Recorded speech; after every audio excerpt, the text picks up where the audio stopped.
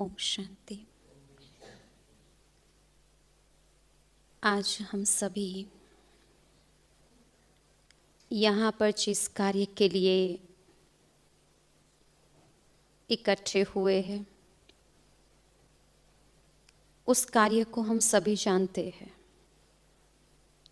समझते भी हैं। लेकिन सृष्टि रूपी रंगमंच पर शुरू से लेकर आज तक हमेशा दो दो शब्दों का खेल चला ही आ रहा है। सुख दुख, जय पराजय, निंदा स्तुति, रात दिन और ऐसे ही जन्म और मृत्यु। इन दो दो शब्दों के खेल में आज तक हमने कभी ये क्वेश्चन नहीं उठाया कि रात के बाद दिन क्यों। कभी ये नहीं कहा सुख के बाद दुख क्यों। लेकिन जहां जन्म के बाद मृत्यु आती है, हजार सवाल खड़ा करते। यहां तक कि जब पहली बार किसी की मृत्यु का समाचार हमारे कानों पर पड़ता है तो हम सबसे पहले ये पूछते कैसे हुआ। और जब कारण बताया जाता है कि ऐसे हुआ तो हम बहुत सा निवारण दे देते। कहते ऐसे नहीं, ऐसे करते तो ऐसा नहीं होता, ऐसा चलते तो आज ये समय नहीं आता, थोड़ा और जी लेते, बड़े जल्दी चले गए, ये सब। पूर्ण सावधानी रखने के बाद भी क्या इंसान मृत्यु से परे है? चाहे 60 साल, 80 साल या 25 साल, कभी न कभी तो इसको स्वीकार करना ही था। एक बार एक इंसान दुखी होकर भगवान से पूछता है, हे भगवान, हमने सुना है कि आप मरे हुए को भी नया जीवन दे सकते हो, तो क्या ये शक्ति आप में है? भगवान ने बड़े प्यार से मुस्कुराते हुए कहा, क्यों नहीं, जीवन दान में दे सकता हूं। तो उस इंसान ने अनेक किस्से भगवान के आगे रख दिए और बोला, देखो उनके जाने के बाद उनके परिवार की स्थिति क्या है। अगर आपने जीवन दे दिया होता तो कितना अच्छा होता। भगवान बोले, अगर मैं उनको जीवन दे भी दूं, क्या वो इस नए जीवन में दोबारा नहीं मरने वाले थे? कब तक मैं नया जीवन देता रहूंगा? जैसे एक फूल का एक पौधे पर खिलना और दूसरे दिन गिरना एक नियम है, ठीक उसी प्रकार जन्म लेना, जीवन जीना और अंत की ओर प्रस्थान करना, ये भी एक नियम है। और इस नियम में मैं भी बंधा हुआ, मैं इसे चेंज नहीं कर सकता। अगर आज से 100 साल, 200 साल या कुछ सदी पीछे जाओ तो हमसे भी अच्छे महात्मा, पुण्यात्मा, त्रेता से भी अगर आगे जाओ तो देवात्माएं थे। आज के कलिकाल के अंदर उन आत्माओं की अति आवश्यकता है। फिर भी उनको शरीर से अमरत्व प्राप्त नहीं हुआ तो आज हमें होना तो असंभव बाबत है। आज तक कोई दुनिया में एक आंगन ऐसा नहीं मिलेगा जहां मृत्यु के कदम नहीं पड़े हो। एक भी दरवाजा ऐसा नहीं है जहां मृत्यु ने दस्तक नहीं दी हो। हर इंसान के जीवन में जन्म और मृत्यु दो बातें हैं ही। लेकिन मृत्यु के समय इंसान जो दुखी होता है ना, दुखी होने का एक कारण है। आज हमें नॉर्मल भी कोई कह देता है, चलो फलाने के घर जाके आवे, वो भी 2 या 3 घर छोड़कर ही है, ज्यादा दूर नहीं है। फिर भी हम कहते थोड़ा सा तैयार हो जावे, 2 घर दूर जाना है। 2 घर दूर जाने के लिए भी हमें तैयारी चाहिए, और इस लोक से परलोक की तैयारी तो इंसान जीवन काल नहीं करता है। और बिना तैयारी के संसार से जब विदा होना पड़ता है, वो सबसे बड़ी दुखदायी घटना है। इंसान के जीवन की 3 घटनाएं जिसमें वो क्या क्या करता है। सबसे पहला देखो प्रसंग कहो तो जन्म। अगर घर में किसी बच्चे का जन्म होने वाला होता है तो 2 मास पहले से तैयारी शुरू होती है। हर व्यक्ति खुश है, उसके स्वागत में जो लगाना पड़े तन मन धन वो लगाने के लिए तैयार है। दूसरा प्रसंग है शादी, जिसकी तैयारी आज के मॉडर्न युग के अंदर 1 साल पहले चलती है। बुकिंग सिस्टम, जिसमें तन मन धन समय शक्ति संकल्प स्थान सब खर्च करते। और तीसरा प्रसंग है मृत्यु, जिसकी तैयारी सेकंड पहले भी नहीं होती है और फिर भी निकलना पड़ता है। वहां तो पोस्टपोन कर सकते, शादी बाद में, यहां पर बिना तैयारी के निकलना ये सबसे बड़ी दुखदाई घटना है। और इसलिए इंसान जब मृत्यु नजदीक दिखाई देती है तो रोना शुरू करता है। ज्यादातर देखा जाता है कि लास्ट स्टेज पर जब इंसान होता है तो उसका जो परिवार है वो उसके आगे गीता गरुड़ पुराण पता नहीं क्या क्या पढ़ते, ताकि लास्ट स्टेज में सोचते उसको कुछ ज्ञान मिल जाए, सदगति हो जाए। लेकिन ज्यादातर देखा जाता है जो आसपास लोग पढ़ते हैं वही सुनते। जो बिस्तर पर लास्ट स्टेज पर है उसको तो अपना पूरा जीवन काल अंदर ही अंदर रिपीट हो रहा होता है कि मैंने क्या कमाया और क्या गवाया, वो तो कुछ सुन ही नहीं रहा है। तो लास्ट स्टेज एक ऐसी अवस्था है कि जहां पर व्यक्ति हिसाब तो लगा सकता है लेकिन नया कुछ कमा नहीं सकता, मार्जिन नहीं है उसके पास। और मृत्यु एक ऐसी घटना है कि जिसको चाहो या ना चाहो लेकिन स्वीकार तो करना ही है, चाहे वो कोई भी एज में हो। दूसरी बात कि जन्म और मृत्यु जीवन के 2 पहलू है, 2 बाजू है ये कह सकते। अगर जन्म की खुशी है तो उसका दूसरा बाजू है मृत्यु, और अगर मृत्यु का गम है तो दूसरा बाजू है जन्म, क्योंकि ये एक दूसरे से जुड़े हुए हैं। अगर आज किसी से का घर से जाने का दुख है तो जाने वाला आत्मा जो है वो जहां जन्म लेगा वहां भी तो किसी की कमी है, वहां खुशहाली है, स्वागत की तैयारी है। लेकिन दुख तब है जब बिना तैयारी के निकलते हैं। जैसे स्कूल के बच्चों में देखो 2 प्रकार होते हैं, एक होशियार और एक थर्ड क्लास, डल जिसको कहेंगे। होशियार विद्यार्थी जो है वो होमवर्क करके मानसिक शारीरिक मौखिक सब रीति से तैयार है, और जो डल हेड है वो कोई तैयारी नहीं है। पर फिर भी दोनों को पता है स्कूल में प्रेजेंट तो होना ही है, लेकिन जब प्रेजेंट होंगे उस समय दोनों की अवस्था क्या है। एक पूरा खुशी से तैयार है अपनी तैयारी को अपने टीचर के आगे प्रस्तुत करने के लिए, और डल हेड डर रहा है, पसीना है, क्यों? पनिशमेंट मिलेगी। हम भी जब संसार में आए तो ऊपर वाले ने कुछ होमवर्क दिया था, और वो होमवर्क था दुआएं देना दुआएं लेना, सुख देना सुख लेना, न दुख देना न दुख देना।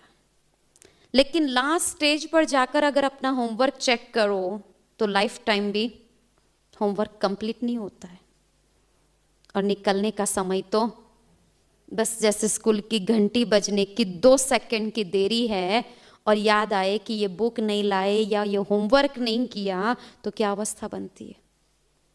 वो अवस्था संसार के विदाई समय की होती है। फिर चाहे आसपास गीता पढ़ लो, चाहे गरुड़ पुराण पढ़ लो, वो तो अपने जीवन के हिसाब किताब में है। तो संसार की ये बहुत दुखदाई घटना मानी जाती कि मृत्यु। लेकिन अगर किसी भगवान के परम भक्त को पूछा जाए कि आपकी दृष्टि से मृत्यु क्या है, तो कहता है भगवान का भेजा हुआ निमंत्रण है अपने घर के लिए। किसी साइंटिस्ट से पूछो तो कहते परिवर्तन की प्रक्रिया है जन्म और मृत्यु, और साधारण इंसान इसको मृत्यु समझकर 6 माह साल भर बस रोता रहता है। दुख इस बात का ये जरूर है कि जाने वाला इंसान वापस तो आएगा इस संसार में, पर वही रंग रूप, वही संबंध, वही नातों से नहीं मिलेगा। मिलेगा जरूर, लेकिन ड्रेस और एड्रेस दोनों चेंज होगी। ड्रेस माना बॉडी, चाहे स्त्री चाहे पुरुष, और एड्रेस माना घर। मतलब ये कहा जाए मृत्यु एक ऐसी नींद है, जैसे हम रोज सोते हैं, सुबह जागते हैं, लेकिन मृत्यु एक ऐसी नींद है, सोएंगे इस घर में और हमारी जाग होगी कोई दूसरे घर में। लेकिन जन्म और मृत्यु की प्रक्रिया को हम बदल नहीं सकते। हम अगर केवल बदल सकते हैं तो अपनी मृत्यु की स्थिति को बदल सकते। कैसे निकलना है हमें, हंसते हुए या रोते हुए? कईयों के जाने के पीछे ये बोला जाता है, अच्छा हुआ गए तो बीच में आ रहे थे। क्यों? क्या वो काला था, दिखता अच्छा नहीं था, आवाज अच्छी नहीं थी? नहीं। और कईयों के लिए कहते अगर इनके बदले भगवान हमको उठा लेता ना तो मंजूर था वो हमें। क्योंकि आज तक हमने देखा है, चाहे वो स्वामी विवेकानंद हो, चाहे गांधी जी हो, चाहे धर्म स्थापक हो, चाहे कोई भी हो, हर इंसान अगर आज संसार में जिंदा है तो अपने कर्म और अपने आदर्शों से है, शरीर से नहीं होता है। तो अगर हम कुछ बदल सकते हैं तो मृत्यु की डेट को नहीं बदल सकते, लेकिन स्थिति को जरूर बदल सकते हैं। और वर्तमान का समय जहां कहते हैं अकाले मृत्यु का होलसेल मार्केट है। मृत्यु का अंक कितना सुनने को मिलता है रोज? 1-2 मिलता है? हजारों में मिलता है। मृत्यु के प्रकार भी देखो तो कहाँ एक्सीडेंट, कहाँ आयुष्य के हिसाब से, कहाँ बीमारी के कारण, कहाँ मर्डर केस, कहाँ सुसाइड केस, कहाँ प्राकृतिक आपदाओं में लाखों की जनसंख्या, बहुत कुछ। आज से कुछ साल पहले ये जानना पड़ता था क्यों इसकी मृत्यु हुई, आज नहीं पूछना पड़ता। आज बहुत सारी वजह है मृत्यु की, पूछना नहीं पड़ता। लेकिन जीवन काल में जीवन जीने की तैयारी करते करते इंसान मर जाता, पर जीवन नहीं जी पाता। संसार के इस मेले में जब इंसान प्रवेश करता है तो बहुत सारे प्लानिंग करता है, ये करेंगे वो करेंगे, पर लास्ट स्टेज पर उसको पूछो तो कुछ नहीं होता है। कई लोगों को कई बार पूछते हैं और कहते भी है कि कुछ अच्छे काम कर लो, तो हमसे कहते बहन जी आपको इस छोटी उम्र में क्या हुआ? हमने बोला कुछ नहीं हुआ। लेकिन लास्ट एक अवस्था ऐसी आती है जहां अपना शरीर हमें साथ नहीं देता और उस समय हम कहे कि हम ये करेंगे वो करेंगे, ये अपने आप को धोखा देने वाली बात हो जाती है। जीवन की जो लास्ट अवस्था होती है जिसको बुढ़ापा कहते, चलो अगर 200 साल भी जी लिए पर शरीर फिर भी अपने हिसाब से ही चलना है। कई लोग कहते भगवान ने अगर संसार में मृत्यु नहीं रखी होती तो कितना अच्छा। रोज बोलता था, एक दिन मंदिर में जाकर बोलने लगा। भगवान ने बोला आपकी इच्छा क्या है? तो बोला भगवान आपने ये जो संसार रचा ना बहुत अच्छा रचा, कोई कमी नहीं, पर बोले एक तकलीफ है। भगवान बोला क्या? बोला मृत्यु क्यों रखा है? भगवान बोला और सबकी बात छोड़िए, आप अपनी राय बताइए, आप क्या चाहते हो? उसने बोला भगवान मुझे एक वरदान दो कि आज से अभी से लेकर मेरे परिवार में कभी किसी की मृत्यु ना हो। भगवान बोले मुझे ये वरदान देने में कोई दिक्कत नहीं है, लेकिन बहुत सोच समझ कर ये वरदान आप कल इसी समय पर मेरे से ले लेना, मैं बिना पूछे आपको दे दूंगा। वो इंसान कहता है भगवान नहीं, मैं कल तक मर गया तो सो मुझे ये वरदान अब भी चाहिए। भगवान बोला तथास्तु। नाचते हुए गाते हुए घर जाता है, सबको मैसेज दे दिया आज के बाद इस घर में कभी किसी की मृत्यु नहीं होगी। शुरू में तो विश्वास नहीं हुआ, लेकिन 50-60 साल का जो समय बीता, मृत्यु नहीं आ रही है किसी की। 300 साल के बाद उस घर की अवस्था ये बनी कि उस घर के अंदर वृद्धस्थ लोग ज्यादा है। ऐसे लग रहा था जैसे एक वृद्धाश्रम है या हॉस्पिटल है। और पहले जो घर था वो 4 कमरे किचन का घर था, आज साइड पर, ऊपर, नीचे, आगे, पीछे कमरे से कमरे जुड़ते गए। क्योंकि वरदान ये था कि मरेंगे नहीं, पर ये तो नहीं था ना कि जन्म नहीं लेंगे। जनसंख्या तो बढ़ रही थी और कम नहीं हो रहे थे। और अमरत्व के वरदान से कोई अलग होना भी नहीं चाह रहा था, तो घर बड़ा होता जा रहा था। अब सबसे खस्ता हालत तो उस इंसान की थी जिसने ये वरदान मांगा था भगवान से। वो 300 साल का हो चुका था, पर उसका जो ये शरीर था ना, वो पूरा जकड़ चुका था। हाथ भी ऐसे नहीं हो रहा था, ठीक से बोल भी नहीं पा रहा था। और घर में भीड़ इतनी है, चलते भी इंसान टकराते थे, बैठो तो भी भीड़, कहाँ जाए कहाँ बैठे। कोई किसी को सुनने के लिए तैयार नहीं था। क्यों? क्योंकि अब सबके सिर से मृत्यु का डर निकल चुका था। कौन छोटा कौन बड़ा, क्या पाप क्या पुण्य, कोई मायने नहीं रखता था। अंदर ही अंदर वो दुखी हो रहा था, पर क्या करे। एक बार संडे के दिन उसने अपने बेटे के बेटे के बेटे को बोला, बेटा सुन, एक काम करेगा? बोले क्या? बोले आज मुझे मंदिर ले चल। बोले ठीक है। वो मंदिर ले गया। हाथ भी ऐसे मुश्किल से जोड़ सकता था क्योंकि जकड़ गए थे ना। हाथ जोड़कर अपनी तोतली भाषा में भगवान को कहता है, भगवान माफी मांगता हूं, सच है कि तेरे रचे हुए संसार में कभी कोई कमी नहीं है। कमी मेरे दिमाग में थी जो मैंने ये वरदान पा लिया। आज फिर कहता हूं कृपा करके इस वरदान को वापिस ले लो। मेरे घर की हालत तो शंभू मेले जैसी है, जहां लोग तो है पर अपनापन नहीं है। तब जाकर एहसास हुआ कि मृत्यु एक कल्याणकारी घटना है। अगर मृत्यु घटना को निकाल दिया जाता तो द्वापर कालीन के जो भी हमारे दुश्मन थे, वो दुश्मनावट जो है वो आज तक चली आ रही होती है। मृत्यु एक ऐसी घटना है जो भूतकाल को भूल करके वर्तमान में हमें शांति से जीने के लिए मार्जिन देती है। नहीं तो वो रिश्ते, वो घर कभी नहीं भूलता जहां से हम वापस आए हैं। तो देखो कि मृत्यु के बाद कई सारी विधियां हम करते हैं, तो ये करने का वजह क्या है? जिसके पहले एक छोटा सा दृष्टांत समझ ले। मान लो कि आपका और मेरा रिश्ता बहुत अच्छा है, आज तक कभी अनबन नहीं हुई। आपके पास कोई साधन है जो मुझे 2-4 दिन के लिए यूज करने के लिए चाहिए, सो मैंने आपसे मांगा, आपने बड़े प्यार से दिया। लेकिन 3-4 दिन के यूज में वो साधन मेरे से थोड़ा खराब हुआ। फर्ज क्या होती है? या तो मैं उसे रिपेयर करा कर दूं, या तो आप इसको प्रॉपर सर्विस स्टेशन पर अगर भेजते हो तो मैं उसका खर्च भरपाई करूं।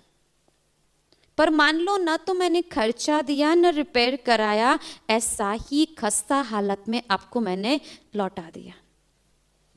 आपका साधन था, आपकी जरूरत थी, आपको रिपेयर कराना ही था और कराया।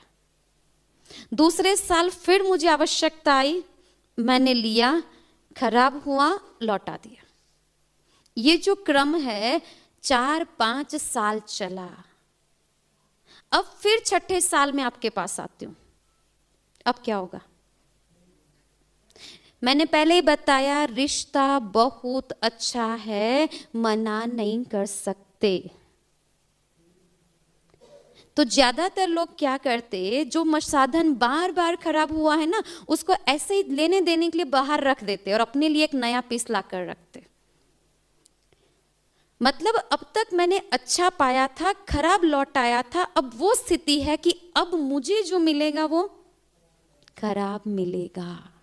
एज इट इज, शरीर प्रकृति के 5 तत्वों से बना हुआ साधन आत्मा और परमात्मा का जो रिश्ता है बहुत प्यारा है, जिसमें नो किराया, नो खरीदी, सौगात के रूप में ये साधन मिला। आकाश, पृथ्वी, जल, अग्नि और वायु। जन्म से लेकर मृत्यु तक इस साधन को यूज करते करते करते छोटे बड़े पाप भी किए, गलतियां भी की, और ये साधन लास्ट स्टेज पर देखो तो कैसा होता है, बिल्कुल डैमेज। क्या इसका हम रिपेयरिंग करके देते हैं, यानी शुद्धिकरण? नहीं, हजारों दवाई और इंजेक्शनों के धक्के से तो ये चल रहा होता है। अनेक ऑपरेशन की चिट्ठियां इस पर लग चुकी होती है, और हम अचानक इस साधन से विदा हो जाते। तो इसके पीछे हमारा परिवार फिर विधि करता है। जो विधि क्यों करता है? यही दो बातें रह गई, न मैंने रिपेयर कराया था, न तो खर्च दिया था। तो ये विधि उसके लिए की जाती। सबसे पहले तो बॉडी, जहां शरीर है घर में, उसके मुख में गंगा जल रखना। जबकि पता है आत्मा के निकलने के बाद शरीर के मुख में अगर अमृत भी रख दिया जाए तो भी वो एक्सेप्ट करने वाला नहीं है। और लास्ट में हम गंगा जल लेकर आते। जीवन काल अगर एक गिलास पानी दिया मांगा था तो नहीं दिया था, और लास्ट में देखो तो कहां कहां से हम गंगा जल ढूंढ कर लाते। गंगा जल रखना माना शरीर के अंदर जो जल तत्व को हमने दूषित किया उसका शुद्धिकरण, यानी कि रिपेयरिंग। फिर रखते तुलसी पत्ता। तुलसी पत्ता है आकाश तत्व की शुद्धता के लिए। आयुर्वेद में उसे एंटीबायोटिक माना जाता।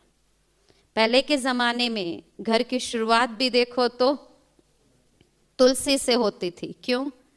अगर हवा से फैलने वाले कोई बीमारी है तो वो पहले उससे क्रॉस होकर आती थी, तो कई ऐसे जम्स थे जो वहां ही खत्म हो जाते। पर आज हम फॉरवर्ड बन गए, अब सूखी हुई तुलसी या पाउडर को यूज कर लेते। तो तुलसी को रखना माना आकाश तत्व का शुद्धिकरण करना। तीसरा है फिर चंदन लगाना। चंदन जो है वो केवल खुशबू के लिए ही मशहूर नहीं है, जितना खुशबू वाला है उतना ही शीतल भी है। जीवन काल की जो भी गर्मी शरीर में है उसे शीतल करने के लिए माना वायु तत्व की शुद्धता अर्थ चंदन लगाया जाता। घी जो लगाया जाता, जितने भी ऑयल के प्रकार है जैसे कैरोसिन, पेट्रोल, तेल, सबसे उत्तम ऑयल कहो तो घी है। तो घी जो है वो अग्नि तत्व की शुद्धता के अर्थ लगाया जाता। और अंत में जो अस्थियां बच जाती उसका दूध में धुलाई करके फिर विसर्जन, यानी भूमि तत्व की शुद्धता के लिए। लेकिन अग्नि देने से पहले सोने का एक बारीक सा टुकड़ा रखा जाता है। कितना बारीक होता है वो? कितना बारीक होता है वो? बहुत संभाल के रखना पड़ता है। उतना सोना उसके मुख में रखकर हम भगवान से प्रेयर करते, भगवान इस जन्म में जो हुआ फुल स्टॉप, नेक्स्ट जन्म कंचन काया देना। सोने का दूसरा नाम कंचन। दिया कितना? भगवान को कंचन दिया कितना? इतना। अच्छा, जो बॉडी दिया वो तो फुल डैमेज दिया, और पापों का बोझ उससे भी ज्यादा। और प्रेयर क्या कर रहे? कंचन काया देना। तो कंचन काया तो ऑलरेडी दे रहा था, लेकिन जीवन काल जन्म बाय जन्म, जन्म बाय जन्म डैमेज मशीन देते देते देते हमने प्रकृति को भी तो तमो प्रधान बनाया। आज ये हालत है कि हम साधन मांग रहे हैं तो हमें कैसा मिल रहा है? जन्म से ऑपरेशन, जन्म के पहले से मां की दवाइयां या ट्रीटमेंट। क्यों? क्योंकि अब तक हमने डैमेज डैमेज डैमेज ही दिया है। सब उसके लिए हमें तैयार रहना पड़ेगा। और जब जन्म से ही ये स्थिति है तो ये सिद्ध करती है कि आज जो डैमेज शरीर जन्म से मिलते हैं माना इस जन्म में हमें अच्छे कर्मों का पुरुषार्थ ज्यादा करना पड़ेगा, जो नेक्स्ट बर्थ अच्छा मिले। ये शिक्षा है हमारी। दूसरी जो विधि करते, दीप जलाने की। जब भी कोई शरीर छोड़ता है उसके फोटो के आगे 12-13 दिन तक हम एक दीपक जलाकर रखते। पूछते आप सबसे कि दीपक क्यों जलाते हो, तो कहते जो शरीर से आत्मा निकली, इस लोक से परलोक जाने में बहुत से भटकने वाले रास्ते हैं, कहीं दुर्गति के मार्ग पर न चली जाए, सदगति का मार्ग दिखाई दे, इसलिए हमने यहाँ एक दीपक जलाया। रात के अंधेरे में आपके घर की सारी लाइट को आप ऑफ कर देना, एक दीपक प्रज्वलित करना, जिसको एक ही स्थान पर रखकर अगर फिर आपको कोई कहे सारे घर के काम करो, पॉसिबल है? दिए का प्रकाश एक कमरे से या एक स्थान से लेकर दूसरे स्थान तक काम नहीं कर रहा है, और हम यहाँ दीपक इसलिए जला रहे हैं वो इस लोक से लेकर परलोक तक काम करे। संभव है? दीपक आपने जलाया वो राइट है, वो आस्था और विश्वास का प्रतीक है, आपकी शुभ भावनाओं का प्रतीक है कि वो दुर्गति के मार्ग पर नहीं जाए। पर यह सिद्ध नहीं होता कि वो इसी के प्रकाश से ही सदगति पर जाएगा। अगर यही होता तो एक महात्मा के पीछे भी दिया जलाया जाता, एक शराबी के पीछे भी दिया जलाया जाता, एक क्रिमिनल के पीछे भी तो दिया ही जलाएंगे ना। तो सारे ही सदगति को गए, तो फिर क्या क्रिमिनल, क्या शराबी, क्या महात्मा, सब एक समान। यहां दीपक के प्रकाश की बात नहीं थी, पुण्य के प्रकाश की बात थी। अगर उसके जीवन में पुण्य का प्रकाश भरा होता तो उसके पीछे दिया जले न जले उसको जाने में कितना टाइम लगता है आत्मा को? सेकंड से भी कम। पर हम जीवन काल अपने आप को ऐसे ही मनाते रहते, वो जैसे छोटे बच्चों का गुल्लक होता है ना। छोटे बच्चे को जब गुल्लक देते हैं और पैसा मिलता है, उसको पैसे की कीमत नहीं पता, शायद 5 रुपया क्या है, 100 रुपया क्या है, बड़ा है ये पता है, पर कितना महत्व शायद नहीं पता। पर जब उसको मिलता है बहुत खुश होता है, डालता जाता है, और जब गुल्लक भर जाता है तो उसका चेहरा भी खुशी से एकदम भरा हुआ होता है। जब गुल्लक तोड़ो तो क्या निकलता? क्या निकलता? चिल्लर ज्यादा। चिल्लर ज्यादा माना आवाज ज्यादा, वजन ज्यादा, कीमत कम। जीवन की गुल्लक को अगर लास्ट टाइम पर देखो, आवाज ज्यादा, माना मैंने ये किया, इतनों को मदद की, इतना अच्छा काम किया, इतनी दुआएं ली, इतना पुण्य कमाया, आवाज ही आवाज है। चिल्लर ज्यादा, माना जो आवाज थी वो बड़ी थी, पर जो किया था वो तो ऑलरेडी छोटा था। और बोझ ज्यादा, वजन ज्यादा, माना जो आपने आवाज की, कीमत जमा की, उससे डबल तो पापों का बोझ है, तो कीमत डाउन हो जाती।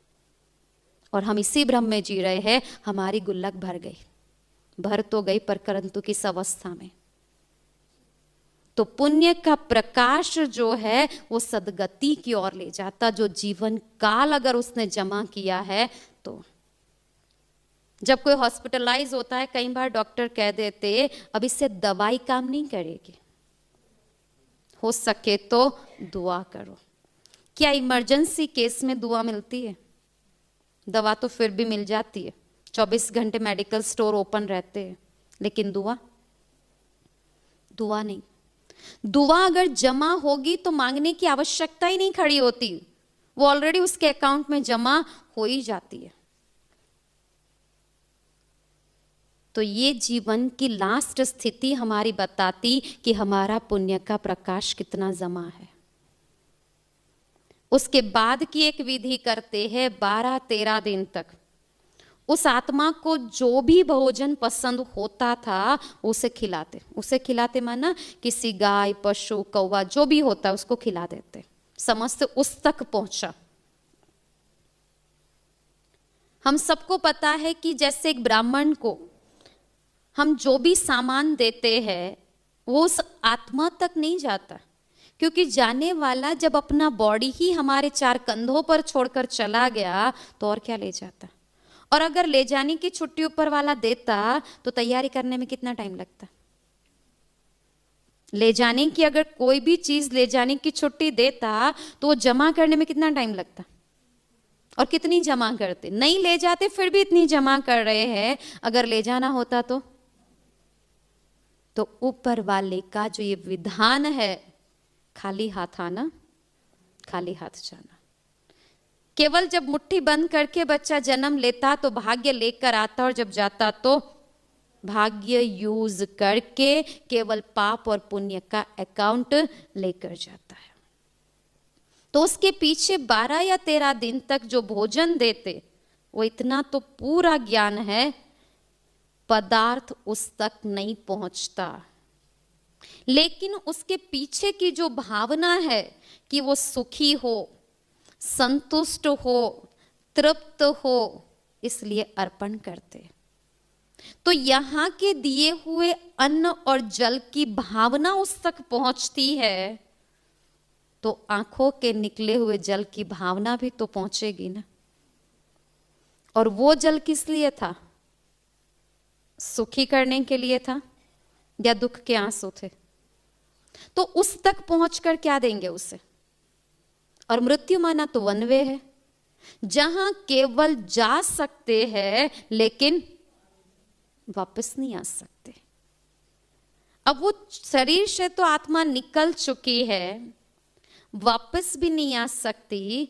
हम अपने रोने से, दुख से उसको बांध कर रखे, छुट्टी भी न दे, वापस भी ना आ सके, तो किस अवस्था में रखना है हमें उसे? आज एक दुकान पर भी हम सामान खरीदने जाते, सामान लिया, पैसा दिया, उतर गए। संसार में भी जिस घर में जन्म लिया, जहां अन्न जल खत्म हुआ, घर से बाहर। तो उसके पीछे जो हम अर्पण करते हैं, जब उसकी भावनाएं पहुंचती है तो रोने की भावना भी तो पहुंचती है। अगर वो आज जिंदा होते तो क्या आपको रोता हुआ देख सकते थे? नहीं। तो क्या जाने के बाद रोएंगे तो वो खुश है? वो चुप कराने के लिए भी नहीं आ सकते, और हम इसी अवस्था में चल भी रहे हैं। तो क्या वो शांति से मुक्त होकर इस घर को दुआ देकर जाएंगे? नहीं। ना हम मुक्त हो सकते, ना ही तो वो मुक्त हो सकते। महाभारत के अंदर देखो, जब अभिमन्यु का वध हुआ, युद्ध को वहीं पर रोक दिया गया। शत्रु मित्र सब इकट्ठे हो गए, श्रद्धांजलि दे दी। लेकिन एक व्यक्ति था जिसका वहां पर होना बहुत आवश्यक था, और उसके तरफ से मुक्ति मिलना भी उतना ही अति आवश्यक था। और उस समय आज की टेक्नोलॉजी, मोबाइल, फास्ट व्हीकल कुछ भी नहीं था। रणभूमि से कोसों दूर राजमहल तक कोई जाए और सुभद्रा को ये मैसेज दे कि अभिमन्यु का वध हुआ है, बड़ी युक्ति से समझाकर, ऐसे ही नहीं जाकर धक से बोल दिया अभिमन्यु का वध हुआ है। नहीं, भूमिका तैयार करके फिर बताना, फिर रिटर्न मैसेज लेकर आना, तब तक महान योद्धा की आत्मा को भटकता रखना, ये हिंदू धर्म का सबसे बड़ा पाप माना जाता। और ये सुभद्रा के जीवन में न बोझ बने, इसलिए सुभद्रा की ओर से श्री कृष्ण ये दान वहीं अदा कर देता है। तो आज हम सब की फर्ज क्या है? जाने वाले इंसान केवल हमारे पास 2 चीज मांगते, क्या हम दे सकते? जो आत्मा चली गई वो हमारे पास केवल 2 चीजें मांगती है, दे सकते हम? कई लोग पूछते पहले बताओ तो सही वो क्या है? संपत्ति तो नहीं, प्रॉपर्टी तो नहीं, नहीं। जाने वाला इंसान केवल हमसे 2 चीज मांगता है, शांति दो, मुक्ति दो। दे सकते? अब मान लो हमारा बहुत कट्टर दुश्मन मृत्यु हुई है, तो क्या दे सकते? दे सकते? देनी पड़ेगी, क्योंकि एक दिन इसकी आवश्यकता हमें पड़ेगी। कई लोग कहते हैं अगर मैं मर जाऊं तो इस दुश्मन को नहीं बुलाना, मुझे इसकी ओर से शांति और मुक्ति नहीं चाहिए, हम तो ऐसे ही निकल जाएंगे। मुश्किल है। जितना प्यार का बंधन होता है उतना ही दुश्मनावट का भी बंधन होता है। चेक करो, जब किसी से बंधन टूट जाता है, दुश्मनी आ जाती है, हम बोल देते आज से मेरी डिक्शनरी में तेरा नाम नहीं होगा, ठीक है। चेहरा भी नहीं देखते, बोलते भी नहीं, कुछ भी नहीं, और लोगों को बता भी देते हमारा कट ऑफ हो गया है। हो गया है? कट ऑफ हो गया है? नहीं। जिसके भी पास जाते हम किससे तो इसी के सुनाते, देखो इसने मेरे साथ ऐसा किया, तो हमारे दिलो दिमाग में तो वही है, केवल सामने नहीं है। तो जब जीवन काल दिलो दिमाग में वो था, जुबान पर वो था, हजारों लोगों तक हमारी दुश्मनावट के किस्से हमने सुना दिए, तो क्या उसकी मुक्ति के बिना हम चले जाएंगे? और अगर चले गए तो कार्मिक अकाउंट कैरी फॉरवर्ड, फिर जन्म लो, फिर युद्ध शुरू। इसलिए जब भी कोई जाता, हिंदू धर्म का सबसे पहली दो आवश्यकता, जहां भी कोई अर्थी देखो, ये दो चीजें पहले दे दो, शांति मिले और मुक्ति भी मिले। अच्छा, जब भी ऐसी कोई शोक सभाएं लगती है तो हम आते हैं, और जब घर से भी निकलते तो यही कहकर आते, चलो फलाने चले गए, हम जा करके शांति का दान देकर आवे। क्या करते? आकर इकट्ठा होकर क्या करते? या तो किसी यंग एज की मृत्यु हुई है तो बहुत रोना, वो भी दुख है। या तो एजेड व्यक्ति की मृत्यु हुई जिसका इतना गम नहीं है, तो हम बैठकर गपशप करते। आए थे किस लिए? शांति देने। तो शांति देने से पहले ये चेक किया जाए, अगर मैं सोचूं मुझे 500 रुपया दान करना है, कब कर सकूंगी मैं? 500 रुपया मैं दान कब कर सकूंगी? जब मेरी जरूरत से ज्यादा कुछ परसेंट बचता है, या तो फिर मेरे पास जमा है। अगर मेरी ही जरूरत पूरी नहीं हो रही है, भले दिल साफ है कि मुझे देना है, पर मेरे पास ना तो जमा है पिछला और ना ही वर्तमान में इतनी कमाई है, तो कैसे दूंगी मैं? ठीक उसी अनुसार जब हम कहते हैं हम फलाने को जाकर शांति देवे, चेक करो क्या मेरे पास उतनी शांति जमा है जो मैं उससे दे सकूं? या वही जब घर से निकले तो झगड़ा करते हुए निकले थे, ऑटो वाले से भी झगड़ा किया, इतना किराया लिया, इतने में तो हम यहाँ नहीं आते थे, इतने में तो कहीं और भी चले जाते थे, कोई और भी ले आता था। यही मनोस्थिति से तुम शांति देने आए, तो आंतरिक चित्त तो बिल्कुल ही शांत नहीं है। क्या पिछली उतनी शांति जमा है हमारे पास जो उसमें से निकाल कर हम उसे दे दे?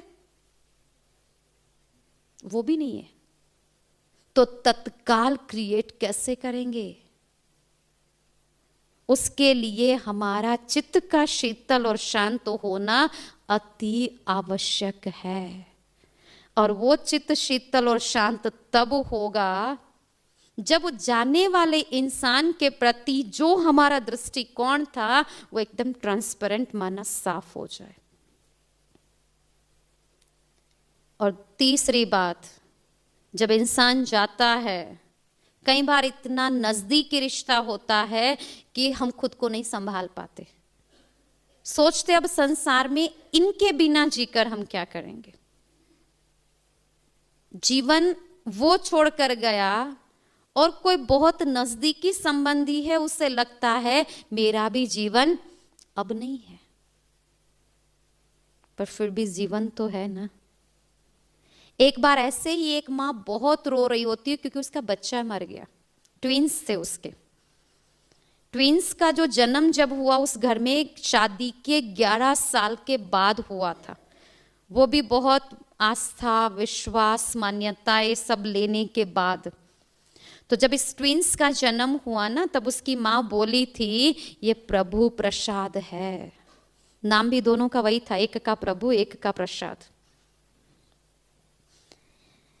15 साल की एज में एक ने शरीर छोड़ा, एक्सीडेंट हुआ था, बहुत रो रही उसकी माँ। उसका पति उसको बार बार समझा रहा है कि जब ये 2 बच्चों का जन्म हुआ ना, तब आपने कहा था ये प्रभु प्रसाद है, उसकी देन थी, आज उसको आवश्यकता पड़ी, ले लिया, क्यों दुखी हो रही हो? एक अपने काम में है, एक उसके काम में आया।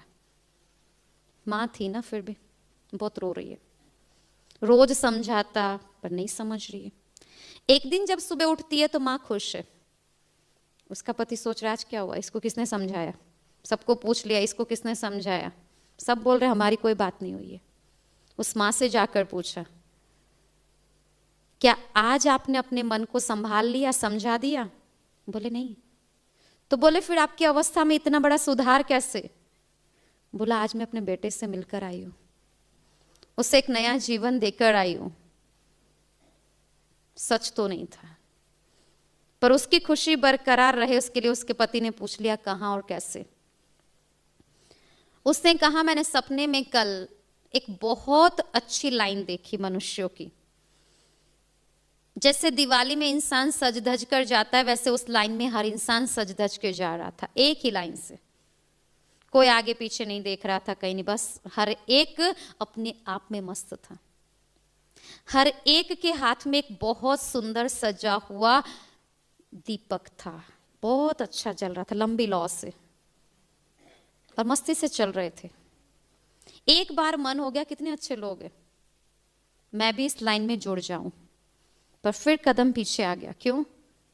ये कौन है, कहां जा रहे, पता नहीं, पर बहुत अच्छी लाइन थी, देखना अच्छा लगता, क्योंकि सबके डिफरेंट ड्रेस, डिफरेंट दीपक, हर कोई अपनी मस्ती में है। एक को उसके रोकने पूछ लिया आप लोग कौन हो और कहां जा रहे हो? उसने बोला माता जी हम संसार से विदाई पाए हुए लोग हैं, हमारी मृत्यु हो चुकी है, हम नए घर के लिए प्रस्थान कर रहे हैं, और जहां हमें जन्म लेना है उस घर का प्रतिरूप कुल दीपक हमारे हाथ में है, और नए शरीर के प्रतिरूप ये नए वस्त्र मिले हैं, और नए जीवन की खुशहाली में जा रहे। अब उसके कदम और पीछे हट गए, अब उस लाइन में उसे जुड़ना नहीं है, पर देख रही अच्छा है।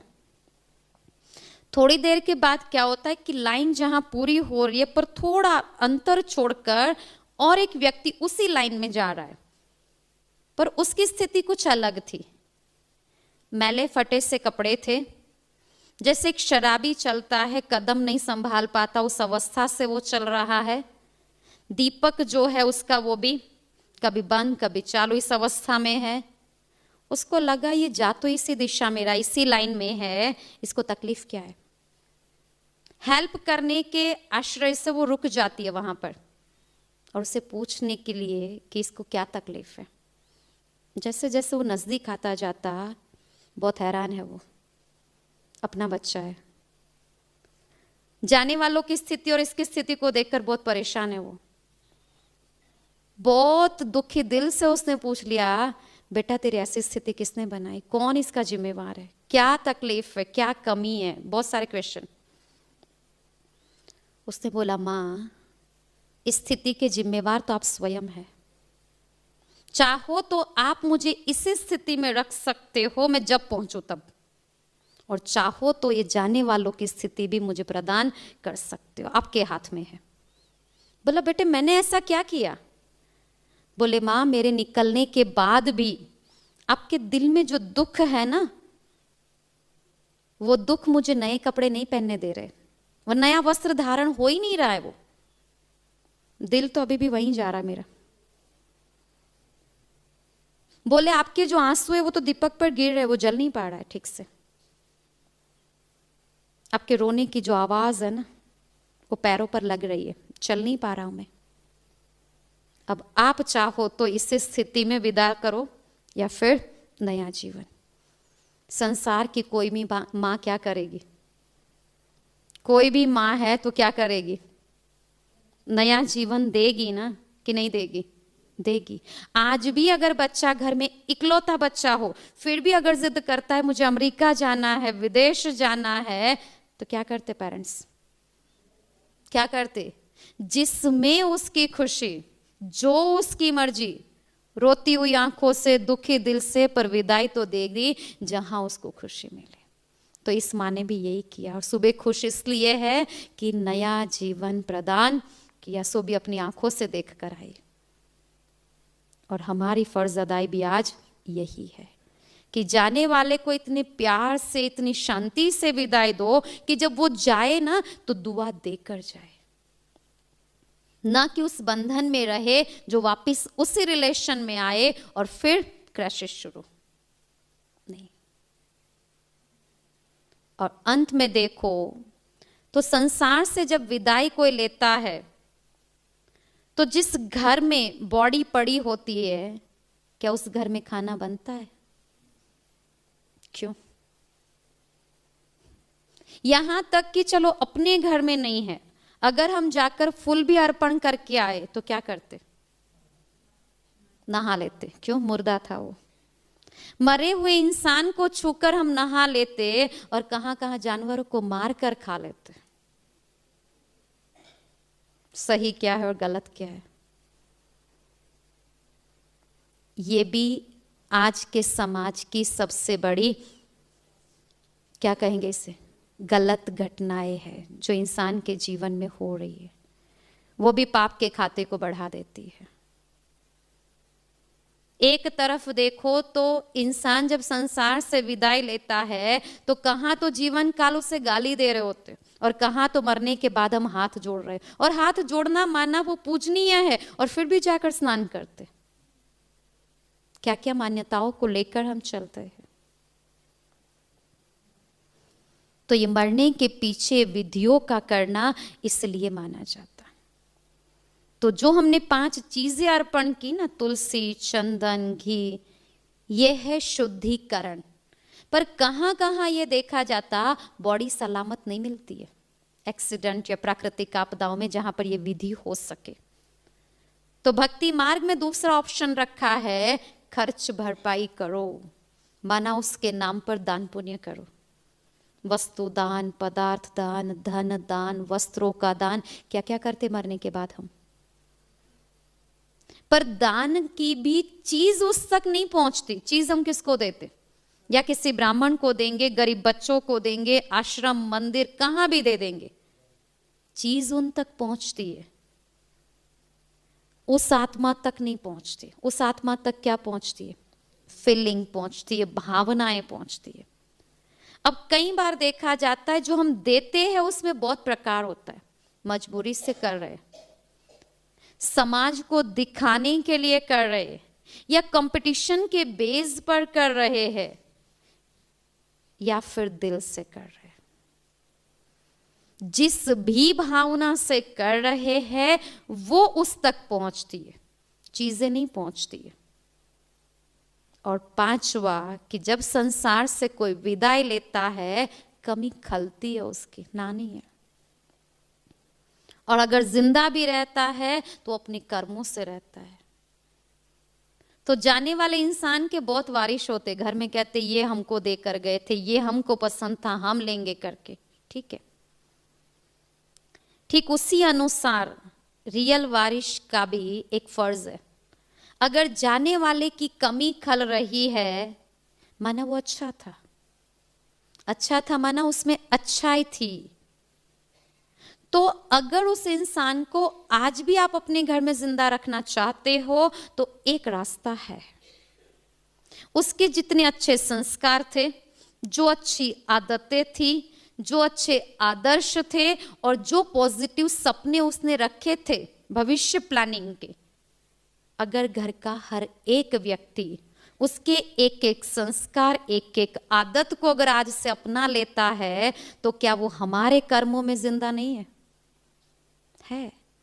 और हो सकता है शायद इन्हीं आदर्श कर्मों से हम उसके अधूरे सपनों को पूरा कर पाए, तो एक सपूत वारिश के रूप में हम सिद्ध हो सकते हैं, उसके नाम को एक नया जन्म दे सकते हैं। तो दान देना गलत नहीं है, लेकिन फीलिंग को बदल कर दो तो जिसको दिया उसको भी अच्छे यूज में चलेगा, और जिसके नाम से दिया वो भी हमको जाते जाते दुआ देकर जाएगा। और लास्ट जो हम बताते कि संसार की जीवन यात्रा के अंदर मृत्यु माना रिटर्न टिकट। इंसान जब भी कहाँ जाता है ना तो रिटर्न टिकट करा कर जाता है। हमने जन्म लिया, कौन सा ऐसा इंसान है हमारे पास इस संसार में जिसके पास रिटर्न टिकट नहीं है कोई? बट कंफर्म नहीं है।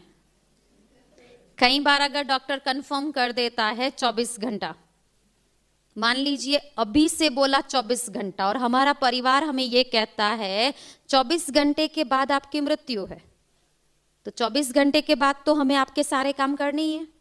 तो क्यों ना वो सारे काम आप अभी छोड़ दो और इन 24 घंटों में जितना राम नाम लेना है ले लो, जितना दान पुण्य करना अपने हाथों से कर लो, जितना सत्संग करना है कर लो, छुट्टी दे दी। क्या इन 24 घंटों में हमारी बुद्धि 24 घंटे के बाद मृत्यु है ये जानकर राम नाम में लग जाएगी? 24 घंटा है, कैसे होगा? अच्छा 24 साल बोलता तो बहुत टाइम है ना, बहुत टाइम है, इसलिए वो नहीं बताता, कंफर्म नहीं देता वो। तो 24 घंटा अगर मिलता है तो सबसे पहले बुद्धि कहां जाती है इंसानों की? 24 घंटे है, फाइनली अभी से शुरू हो रहा है, कहां जाएगी बुद्धि? ऑफिशियल वर्क, सिग्नेचर, स्टैम्प, खत्म करो, आधा दिन तो निकल जाएगा ना। आधे दिन में फिर ऊपर वाला राम तो मुश्किल याद आता है, नीचे कोई राम भाई लक्ष्मण भाई मुझे इनसे मिलना था, इसको काम देना था, वो खत्म करो। और कुछ टाइम रह गया तो मुझे जीभ के भी तो टेस्ट बाकी है, ये खाना था, ये टेस्ट करना था। 24 घंटे फिनिश, इसलिए वो नहीं बताता। वो कहता है जब मैं आऊं तो आपकी 3 अवस्थाएं होनी चाहिए, अचानक एवर रेडी, और उसके लिए बहुत काल का अभ्यास। वो नहीं है, और उसके कारण रोते हो जाते समय। जाते समय रोने की अवस्था इसी कारण है। तो रिटर्न टिकट हम सबके पास है, पर उस पर ये नहीं लिखा कौन सी डेट पर, कौन से स्थान से और किस विधि से। और अगर कंफर्म भी हो जाए तो हम तैयारी नहीं करते।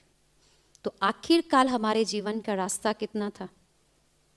मापा है कभी? घर से लेकर स्मशान तक, बस इतना ही था। वो हम नहीं चल पाए तो लोगों ने उठाकर पहुंचा दिया। और जो जीवन काल हम चले वो तो भटकाने वाले रास्ते थे। और इसलिए जब घर से लेकर स्मशान तक ले जाते ना, तब लोग बोलते राम नाम, तो वो तो ऑलरेडी सत्य है राम नाम तो।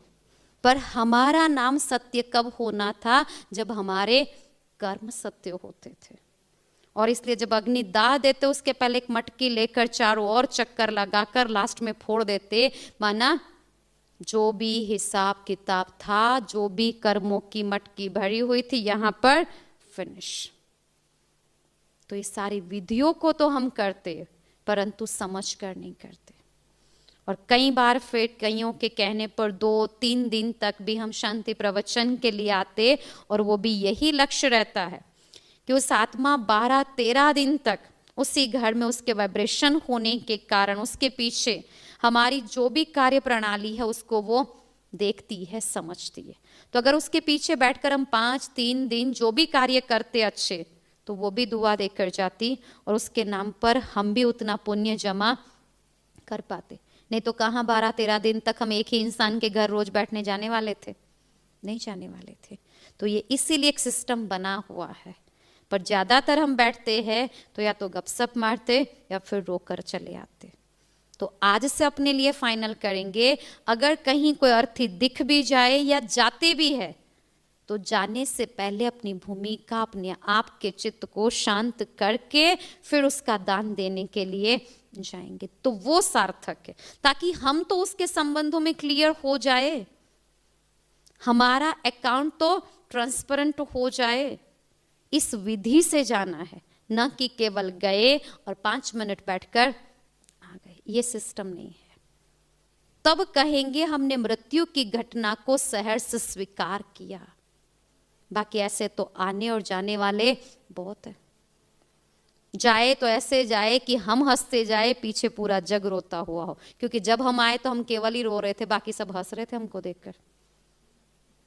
तो कर्मों से अनुसारो जब हम संसार से विदाई ले, पीछे जग रो रहा हो और हम अपने पुण्य को देखकर हंसते हुए जाए, तो उसके पीछे हम इतना सा अपना दान तो दे सकते हैं। एक तो चित्त को शांत करे और मुक्ति रियल में दे, और ये श्रद्धांजलि अर्पण करे। वो आत्मा जहां भी जाए, जिस भी घर में जाए, सुख शांति समृद्धि संपन्नता को पाए, दुख शांति की लहर भी उस तक न पहुंचे। ये श्रद्धांजलि सच्चे भाव से देने से पहले उस आत्मा के प्रति ये कामना जरूर रखो कि अगर जीवन काल हमारे और उसके संबंधों में मन से, वाणी से, कर्म से अगर दुख पहुंचा है तो सॉरी, फुल स्टॉप। सॉरी कहने से रिश्ता और अकाउंट जो है वो खत्म नहीं हो जाता। अगर मैं आज आपकी लाख रुपए की चीज तोड़ दूं और फिर कहूं सॉरी, सॉरी माना फुल स्टॉप लगा, झगड़ा आगे नहीं बढ़ा, पर वो चीज नहीं मिली।